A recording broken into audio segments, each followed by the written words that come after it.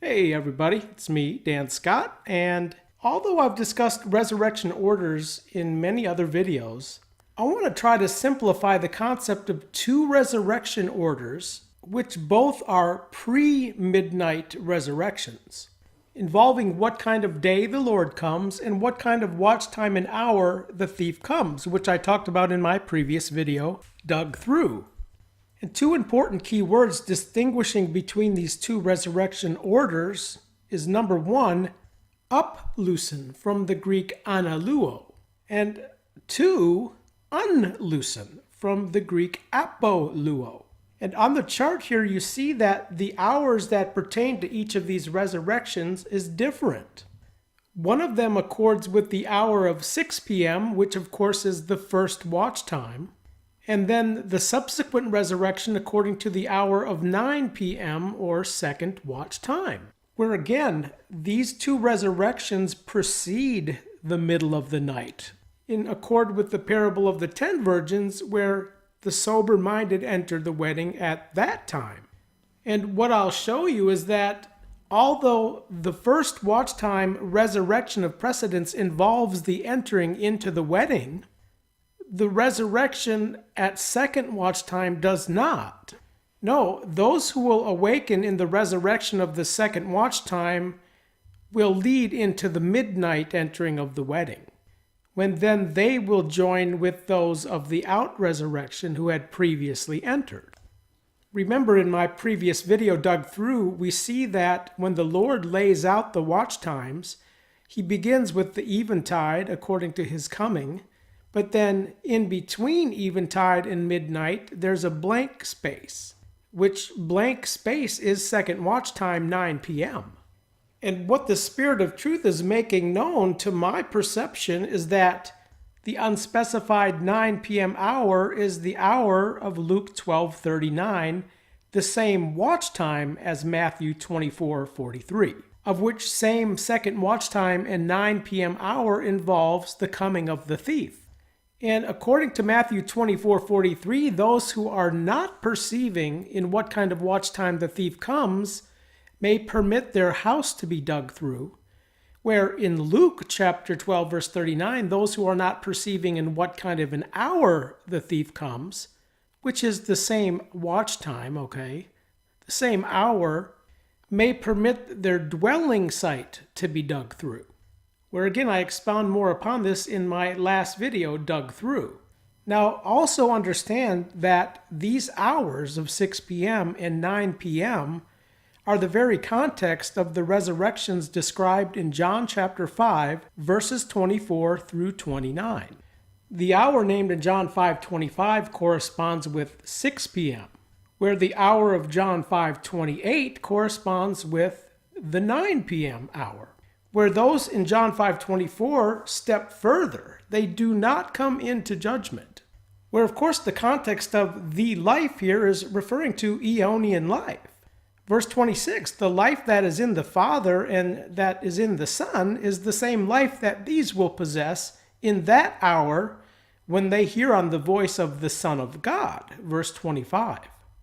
However, according to verse 27 and the judgment authority that is given to the Son of the human, the hour comes when all, okay, the good, the bad, the righteous, the unrighteous, all will hear on his voice, not the voice of the Son of the God, but the Son of the human, anthropos, flesh and blood. So here, those who will awaken even among the good will not actually physically possess Aeonian life, according to the stepping further, but go out into, towards resurrection of life, of which the resurrection awakens them as going into midnight, where the others into judgment, all pointing to midnight, the context of the parable of the 10 virgins. So understand that the first watch time, 6 p.m. uploosening, is an entering of the wedding feasts, where the next opportunity will be in the middle of the night. So the reason that those who hear on the voice of the Son of God step further is that they will be physically manifested sons of God, sons of the resurrection. Luke 20:36. However, the subsequent resurrection at 9 p.m. involves a resurrection of those who will be revealed in flesh, hence human, anthropos, flesh and blood, who hear on the voice of the Son of the Human, where those who enter the door of the wedding in the middle of the night will then be manifested sons of God equal to angels. That is according to the good, where the others will be locked out into the judgment of the third watch time, the hours from midnight into 3 a.m., where there will be yet another resurrection. But in this video, in this talk, I want to focus on pre-midnight resurrections, where uploosened is in direct relationship to what Paul terms is much, much more better, Philippians 1:23, where the word unloosening is seen in relationship to the better resurrection of Hebrews 11:35. And I hope I would not have to explain why an out resurrection would be much, much more better. However, what would the context of a better resurrection be, if not much, much more better? Well, it's according to those who will not die again, who will not taste of death. Luke chapter 9, verse 27. In Hebrews 11:35 here, the unloosening of a better resurrection, well, this is in direct relationship to the resurrection of the widow's son as seen in 1 Kings chapter 17, verses 17 through 24. According to those not being readily receptive to a better resurrection, because the ability God gave Elijah to raise the widow's son, to resurrect this one from the dead, was not a better resurrection because he died again. Contrary to popular belief, even among Bible-believing Christians, is that when one physically dies, they are not either whisked away to heaven or they are burning in hell forever. No, the resurrection of the all pertains to a specific hour according to God's righteous judgment, where in that hour all hear on the voice of the Son of the Human, according to the specific resurrection of all of them, meaning they will all awaken into the same resurrection in the same hour, to either go out among the good into life at midnight or into the judgment to be locked out at midnight. And it's the same with those who die according to the out resurrection. All who have died but will attain to be resurrected in the 6 p.m. hour will resurrect together in that hour according to this resurrection order. So the point being is that when one physically dies, they're dead. They're in the sleep of death until they will be awakened by the voice of either the Son of God at 6 p.m. or the voice of the Son of the Human at 9 p.m. So the better resurrection means that those who awaken and are revealed in flesh at 9 p.m. will not die again, but they will find entrance into the wedding feasts in the middle of the night, where others will proceed into the third watch time, day of wrath, the great affliction, and the day of slaughter, where many, of course, will taste of death again after they have been resurrected, where, of course, all who call on the name of the Lord who will be saved into cock's voice will accord with the resurrection named in 1 Corinthians 15:24, the finishing. But here I'm talking about pre-midnight resurrections, according to the uploosen and the unloosen, where two very misunderstood verses, as seen in Philippians 1:23 and 24, is in this very context of the uploosening in contrast to the unloosening. When Paul said, I am pressed together by reason out of the two, well, the two are according to the uploosening, which he states is much, much more better, but the abiding in the flesh more necessary because of you. And of course, Paul expresses his desire to be into the earlier uploosened, but he also understood that his abiding in the flesh would be more necessary because of you, the you being those weaker in the faithing, who of course will not advance to the out resurrection, but according to the joy of faithing, and those who are sober and watching, the down establishing, where in the parable of the talents, the context of the down establishing is pre-midnight, as entering into the joy of your Lord, which has its context according to the blissfulness of the second watch time, Luke 12:38. Where again their joy will be made complete according to the expectation of entering into the wedding at midnight, to join together with those of the 6 a.m. out resurrection, which is also termed the all convocation, Hebrews 12:22, where I might add that the unloosening of the better resurrection was according to the pre-expectation of the early outcalled, including the Apostle Paul, where when Paul penned the earlier epistles such as 1 and 2 Thessalonians, 1 and 2 Corinthians, etc., his expectation was into midnight, the all convocation. See my video, The Pre-Expectation. So understand, those of us, even if it's a few who are perceiving the 6 a.m. out resurrection and are pursuing into it, it's still according to a deciding factor, which we may not attain to, which of course would then place one in the hour of 9 p.m. among the all in the sepulchres. That is if you physically died prior to that hour. And regardless if one is alive and standing in these hours of 6 p.m. and 9 p.m., or whether one previously dies and is awakened either at 6 or 9, well, one must perceive in what kind of, as I discussed in my previous video, what kind of day the Lord comes, but also what kind of watch time and hour the thief comes. If we're not perceiving the day of the out resurrection or the watch time and hour of the thief according to the second watch time, we are ripe for the deception that is coming in the last days, beginning at eventide, the day of Christ. I mean, think about it. How many Christians go to their graves thinking that when they wake up, they'll be in heaven? Where, of course, the hour when they hear on the voice of the Son of the Human is the same hour when the thief comes. And if one is not perceiving the watch time or hour of the thief's coming when they awaken from the dead, and they're saying, Christ is here, Christ is there, what are the odds that they will receive this Antichrist as the Messiah?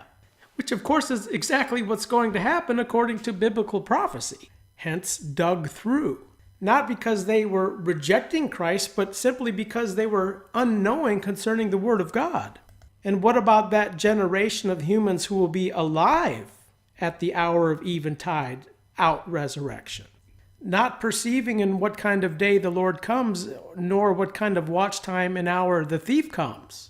And you can rest assured that the event at eventide is not going to go unnoticed, where many will be made to fear due to thinking that they had missed the so-called rapture. See my video, The Rapture, What You Need to Know. And what seems obvious to me is that the out-resurrection at eventide is going to get labeled as a false flag event. Because the word on the streets at present is that everything's a conspiracy and everything's a false flag. Of which, yes, many things involve conspiracy and false flag events. However, the event at eventide and the out-resurrection described in Hebrews 1:7 is very real. And as I've talked about in other videos, the out-resurrection day of Christ is a precursor. It will include years that lead into the days of the Son of the Human, beginning at second watch time and concluding into the ascending of the black redness in the transition from cock's voice into fourth watch time.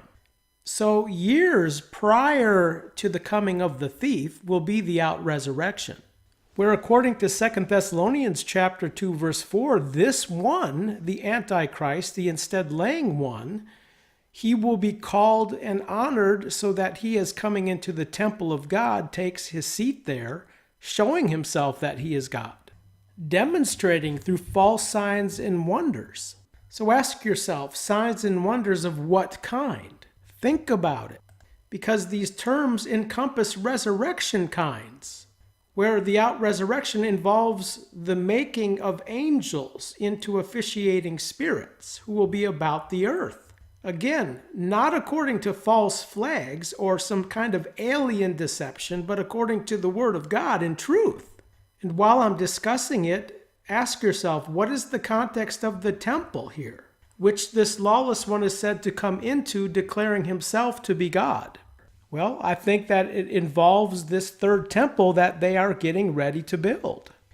In light of the fact that the Temple Institute in Jerusalem is ready to go on this temple, and the recent declaration of President Trump that Jerusalem is now Israel's capital, again, think about it.